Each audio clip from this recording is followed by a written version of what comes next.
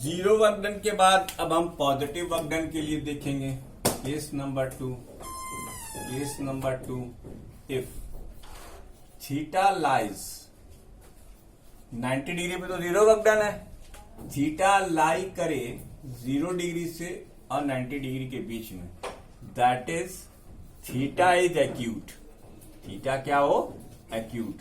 Then W is positive. W क्या होगा? Positive होगा। जैसे फॉर एग्जाम्पल वर्क डन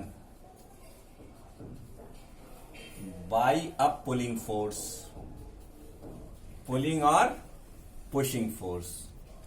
अब इसमें आप 0 से लेकर 90 तक के बीच में कोई भी एंगल अप्लाई कीजिए, आपको वर्क डन पॉजिटिव मिलेगा। तो आप क्या कहेंगे? पॉजिटिव वर्क डन है। क्या कहेंगे आप उसे? Work done by a pulling और पुशिंग फोर्स। ऐसे तमाम एग्जांपल्स आप दे सकते हैं जिसके अंदर आप कहेंगे कि वर्क डन क्या है? पॉजिटिव है। तो एक पहचान आपको पता लग गई कि वर्क डन में एक फैक्टर सिर्फ डिस्प्लेसमेंट या फोर्स ही नहीं होता, एक तीसरा फैक्टर भी होता है, एंगल क्या लग रहा है। एंगल अगर 0 से लेके 90 के बीच में लग रहा है तो उसे आप थीटा एक्यूट कहेंगे, और तब कॉस थीटा की वैल्यू पॉजिटिव होगी, और कॉस थीटा की वैल्यू पॉजिटिव होने से जो आप वर्क डन कर रहे होगे वो आपका वर्क डन पॉजिटिव हो जाएगा। क्लियर है? ये वर्क डन पॉजिटिव का केस है। मैं इसके बारे में ज्यादा आपसे नहीं पूछा जाता, लेकिन बहरहाल आपको ये पहचानना पड़ेगा कि क्या है थीटा। कहां फोर्स लगाने के बाद डिस्प्लेसमेंट होने के बावजूद वर्क डन 0 हो सकता है। इसका मैंने डिस्कशन पिछली वीडियो में किया था। अब यहां पर हमारा जो एक और इम्पोर्टेंट केस है, केस नंबर 3। ये इम्पोर्टेंट इसलिए है कि if theta is greater than 90 degree but are equal to or less than 180 degree, that is theta is obtuse। Theta क्या है? obtuse। then W is negative। ये भी इंपॉर्टेंट है। पॉजिटिव के बारे में क्या बात करना, नेगेटिव के बारे में ज्यादा बात करी जाती है। ठीक है। अच्छा, अब देखो, जैसे तुम्हारे पास ये एक ब्लॉक है। क्या है बेटा? ये एक ब्लॉक है। इस ब्लॉक पर तुमने यू फोर्स लगाया तो क्वाइट नेचुरल है, आप जानते हैं, डिस्कस भी कर चुका हूं मैं आपके साथ कि इसमें डिस्प्लेसमेंट ऐसे होगा। लेकिन आपको क्या लगता है, यहां पर एक और फोर्स काम करेगा जिससे आप फोर्स ऑफ फ्रिक्शन कहेंगे। क्या कहेंगे? Force of friction. इसको यूजुअली एफ से डिनोट करते हैं, छोटे एफ से। तो अब वर्क डन बाय फ्रिक्शन क्या होगा? इसके द्वारा तो 0 डिग्री, इसी समझ लो, एफ पुल, डब्ल्यू पुल, ये एफ एस कॉस 0 डिग्री, तो ये तो पॉजिटिव आ गया एफ एस। लेकिन F W friction force, W जो फ्रिक्शनल फोर्स है उसका क्या होगा? देखो बेटा, फ्रिक्शनल फोर्स लग रहा है ऐसे, डिस्प्लेसमेंट हो रहा है ऐसे। इसका मतलब इन डिस्प्लेसमेंट और फोर्स ऑफ फ्रिक्शन के बीच में जो एंगल है वो कितना है? cos 180 degree. तो ये क्या हो गया? Minus F S. ये नेगेटिव वर्क डन आ गया, ये नेगेटिव वर्क डन आ गया। तो work done by a force of friction is negative. ये हर केस में हो ऐसा जरूरी नहीं है, लेकिन नॉर्मली होता है। Normally work done bye frictional force. तो यहां हम देखिए इसीलिए साफ साफ शब्दों में लिख रहे हैं, I am writing in a very clear cut word. Normally लिख लीजिए यहां पर, normally work done by force of friction is negative if body displaced due to applied force की वजह से अगर बॉडी डिस्प्लेस की है तो normally frictional force work done करता है नेगेटिव में। एक इसका दूसरा एग्जांपल भी हम समझेंगे। देखिए साहब, अब आपने एक बॉल को लिया और u वेलोसिटी से ऊपर की डायरेक्शन में थ्रो कर दिया। थ्रो किया आपने, क्या किया है? फेंक दिया ऊपर की तरफ, बॉल फेंकिएगा, है ना, किसी ऐसी चीज को मत फेंक दीजिएगा जिससे आपका लॉस हो जाए एच। ये आपका डिस्प्लेसमेंट है, लेकिन आपको पता है फोर्स ऑफ ग्रेविटी mg नीचे काम करता है, तो आप work done in lifting the ball, work done in lifting the ball, अब ये अगेंस्ट द ग्रेविटी होगा, work done in lifting the ball, ये बॉल आपने उठाई है, ये क्या होगा, वर्क डन अगेंस्ट ग्रेविटी, तो ये नेगेटिव होगा। क्या होगा ये, work done against gravity, against gravity होगा। अब ये जो वर्क डन अगेंस्ट ग्रेविटी है, देखो इसको हम मैथमेटिकली ऐसे भी लिख सकते हैं, क्या लिखेंगे, mg इंटू एच इंटू, लेकिन अब एंगल कितना, cos 180 डिग्री, ये हो गया माइनस mgh, ये work done by the force of gravity है, ये नेगेटिव हो गया। ऐसे और भी बहुत सारे एग्जाम्पल दिए जा सकते हैं, आपको वो देखना पड़ेगा, ठीक है। तो वीडियो को पॉज कर ये एग्जाम्पल्स ऑफ वर्क डन भी नोट कर लीजिए। उम्मीद करता हूं कि वीडियो की क्वालिटी आपको अच्छी लग रही होगी और मेरी आवाज आपको बहुत क्लियर कट आ रही होगी, ठीक है। तो देवी और सज्जनों, मेरी बात ध्यान से सुनो, पहले इसे नोट करो, फिर आगे बढ़ो और खूब पढ़ो, तरक्की करो, ठीक है।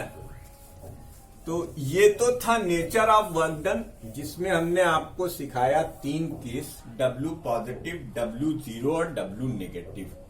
अब आइए फिर एक कॉन्सेप्ट को जो आपके नोट में दिया उससे हम देखें। हम जानते हैं कि एरिया का एक फार्मूला होता है, एरिया कैलकुलेट करने के लिए आप लिखते हैं length into breadth, length into breadth, या आप एरिया को कैलकुलेट करने का फार्मूला लिखते हैं लेंथ इंटू ब्रेथ, ठीक है भाई, इसमें किसी को कोई डाउट नहीं। अब देखो, अगर हम यार इसको ये कह दें एफ, डब्ल्यू कह दें, मान लो एक सेकंड के लिए, तो क्या आपको ये नहीं दिखता कि एरिया डब्ल्यू है, लेंथ फोर्स है और ब्रेथ डिस्प्लेसमेंट है। कोरिलेशन देखिएगा, what is the correlation between this formula and this formula. भाई ये मैथ का फार्मूला है, ये फिजिक्स का फार्मूला है, कोरिलेशन क्या है बच्चों, एरिया है, एरिया लेंथ इंटू ब्रेथ, हमने लिखा work done is equal to force into displacement. Correlation अभी नहीं आया, कोरिलेशन देखो अब आएगा। अगर ग्राफ खींचना है, अगर हम एक ग्राफ खींचे, देखते जाना, जिसमें हम ये कहें कि हमारा ये एक्सिस F को रिप्रेजेंट करता है और हमारा ये एक्सिस S को रिप्रेजेंट करता है, और हमारा जो अप्लाइड फोर्स है उसका मैग्नीट्यूड ये क्या है, F है, ठीक। इस अप्लाइड फोर्स की वजह से बॉडी डिस्प्लेस करती हुई यहां से यहां तक चली जाती है, ग्राफिकल अप्रोच है ये, ठीक। इस डिस्प्लेसमेंट को आपने मान लिया फिलहाल के लिए S, ठीक। तो अब इस ग्राफ से आप वर्क डन कैसे कैलकुलेट करोगे, how will you calculate the work done. तो ये जो एरिया है, area of the graph, area of the graph, तो वर्क डन जो होता है, work done is equal to F versus area of F versus S graph, area of F versus S graph. अब graph पे जैसा shape होगा वैसा ही हम एरिया कैलकुलेट करेंगे। अब जैसे ये रेक्टेंगल था तो इसके लिए हम देखो एफ इंटू एस लिख देंगे, एफ इंटू एस। लेकिन क्या जरूरी है कि हमेशा ऐसा ही ग्राफ हो? नहीं, ये जरूरी नहीं है। चलिए एक और केस आपके लिए कर देते हैं। जैसे मान लेते हैं कि ये आपका, फिर वैसे ही ये एस एक्सिस है और ये एफ एक्सिस है, लेकिन इस बार हमारा फोर्स वो सीधा नहीं लगा है, ये ऐसे बढ़ रहा है। ये देखिए, straight line incline to X axis. इसके अलावा के केसेस आपके बियॉन्ड द स्कोप हैं, आप उसके चक्कर में ना पड़िएगा। दो सीधी लाइनों के चक्कर में पड़िए, एक तो पैरेलल टू एस एक्सिस और एक इंक्लाइन टू एक्स एक्सिस। बस इसी दो के चक्कर में पड़िएगा। इसके ऊपर की बातें हम आपको के साथ करेंगे जरूर, लेकिन 11th में जब हम आपको इंटीग्रेशन और डिफरेंशिएशन सिखा देंगे। हम यहाँ किसी को भी खींच के बना सकते हैं। जैसे ये अब मेरी उंगलियों का शेप देख रहे हैं हम, इस शेप का भी ग्राफ का एरिया डिस्कस हो सकता है, कैलकुलेट हो सकता है, लेकिन उसका एक मेथड है, एक तरीका है, एक वे है, और वो वे आपके करिकुलम के अबव की बात है। तो हम यहाँ पर ये दो आपकी बुक में मौजूद था, इसलिए आई थॉट दैट कि हमें आपको ये दोनों जरूर बता देना चाहिए, इनका डीएनए टेस्ट कर लेना चाहिए। तो आप इसमें वर्क डन जब आप निकालेंगे तो आपके पास एक सूत्र है, वो सूत्र क्या है? Work done area under area of F versus S graph. लेकिन बच्चों इस बार जो ये एरिया है ये ट्राइंगुलर शेप में है। किसमें है भैया? ट्राइंगल की शेप में है। तो आप इस बार अगर मान लो कि ये फोर्स एफ है और ये फोर्स एस है, तो वर्क डन का फार्मूला होगा हाफ हाफ। ट्राइंगल का एरिया क्या होगा? Height into base. तो ये हो जाएगा 1/2 into F into S. Video को पॉज कर इसको भी नोट कर लीजिए। तो ये ग्राफ से एरिया कैलकुलेट करने का आपको तरीका मालूम हो गया। ये वर्क डन ग्राफ से कैसे कैलकुलेट किया जाएगा ये आपको मालूम हो गया। ठीक है, तो ग्राफ इसको नोट कीजिए। आइए अब हम लोग इसके आगे बढ़ते हैं, कुछ नया करते हैं। Work done by the force of gravity. अगली जो आपकी हेडिंग है वो है work done by force of gravity. Work done by force of gravity. आपको पता है फोर्स ऑफ ग्रेविटी क्या होता है? The force by which everybody attracted toward the centre of the earth is known as force of gravity. वो force कितना work done करता है?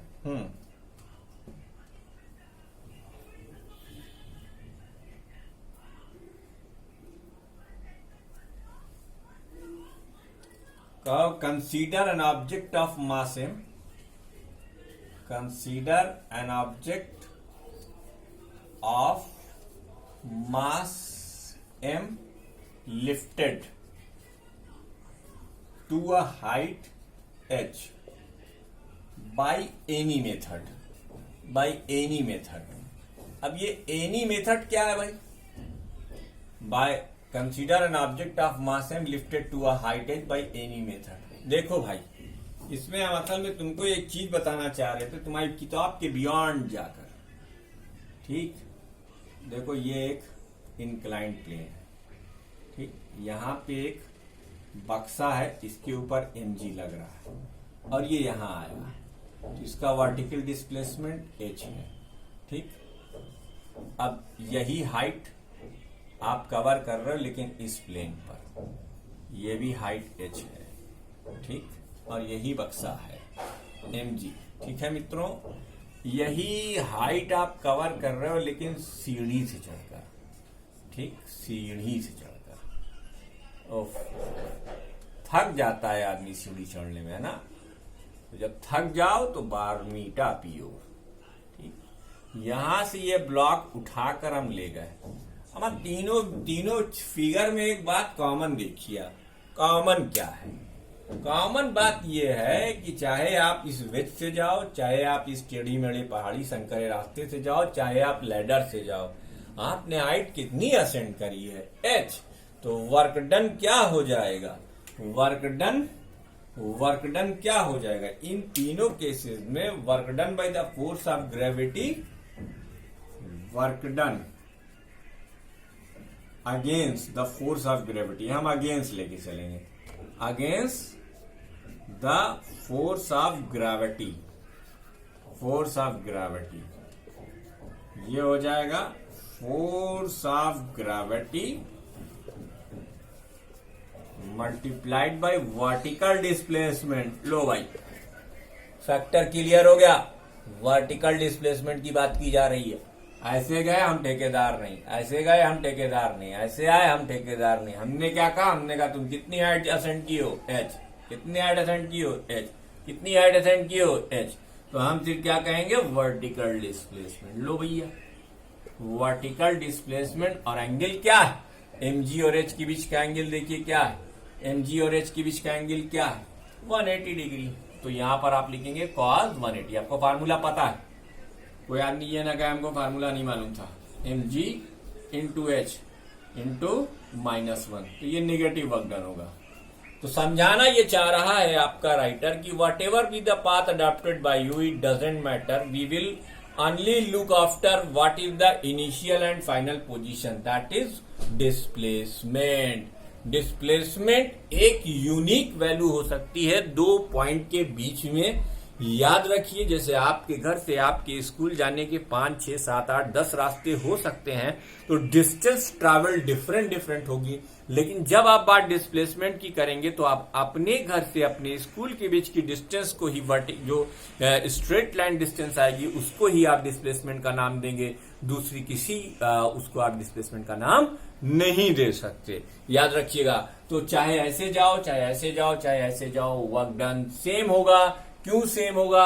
क्योंकि हाइट असेंट सेम है, डिस्प्लेसमेंट सेम है। हाँ, डिस्टेंसेस अलग है, नो डाउट, लेकिन डिस्प्लेसमेंट सेम है। और वर्क डन कैलकुलेट करते समय हम डिस्टेंस नहीं देखते, हम डिस्प्लेसमेंट देखते हैं। और डिस्प्लेसमेंट स्ट्रेट लाइन डिस्टेंस होती है। कहां से चले हो, यहां से, कहां पहुंचे हो, या यहां से चले हो, तो यहां से अगर इसका वर्टिकल डिस्प्लेसमेंट देखा जाए, हालांकि वो यहां गया, लेकिन बाबू वर्टिकल डिस्प्लेसमेंट यही है। हालांकि वो यहां आया, लेकिन वर्टिकल डिस्प्लेसमेंट यही है। हालांकि वो यहां आया, लेकिन वर्टिकल डिस्प्लेसमेंट यही है। अब इससे ज्यादा एक्सप्लेन और ना करवाओ हमसे भैया, माफ करो। तो वीडियो को पॉज कर इसे भी नोट कर लो। आगे बढ़ते हैं। अब एक रायता और फैला हुआ है, उसे भी समेट दें। क्या है भाई? The work is a scalar quantity having SI unit joule पर जूल। ठीक, वर्क क्या है? Work is a scalar quantity. Work is a scalar quantity. Work क्या है भाई? एक स्केलर क्वांटिटी है हैविंग एसआई यूनिट जूल। ये जूल होती है, इसकी एसआई यूनिट क्या है बच्चों? जूल। तो 1 joule is equal to 1 newton metre के बराबर होता है। लिख दे पूरा, तुम लोग गजनी हो पूरे, मुझे मालूम है। 1 न्यूटन इंटू मीटर, तो 1 जूल की बराबर होता है 1 न्यूटन इंटू मीटर। बेटा बीच में हाइफन का साइन मत लगाना, don't try to be smart, वो against the IUPAC sign convention है। 1 जूल। अच्छा, इसकी जो सीजीएस यूनिट होती है, लेकिन कुछ और भी बता दूं, जैसे 1 किलो जूल, ये 10 टू द पावर 3 जूल के बराबर होगा। ठीक है। और 1 मेगा जूल, ये जो 1 मेगा जूल है, ये 10 टू द पावर 6 जूल के बराबर होगा। उसी तरीके से 1 गीगा जूल, 1 गीगा जूल, ये जो है 10 की पावर 12 जूल के बराबर होगा। तो मेगा, गीगा, किलो, पीलो सब खुद से लिख लेना। अब एक चीज और, the CGS unit, the CGS unit of work is ERG, अर्ग। ठीक। अब देखो, अब हम ये पता करते हैं कि 1 जूल में कितना अर्ग हो सकता है। 1 जूल को हम लिखेंगे 1 न्यूटन इंटू 1 मीटर। 1 न्यूटन में हो सकता है 10 टू द पावर 5 डाइन, और 1 मीटर में हो सकता है 100 centimetre, that is 10 to the power 5 multiplied by 10 to the power 2 dyne centimetre. तो ये हो जाएगा 10 की पावर 7 अर्ग। डाइन सेंटीमीटर को हम क्या लिखते हैं? ERG, अर्ग। क्या लिखते हैं? अर्ग। ये है एसआई यूनिट और सीजीएस यूनिट का रिलेशन। 1 जूल में 10 टू द पावर 7 अर्ग होते हैं। ये पूछा भी गया है। ठीक।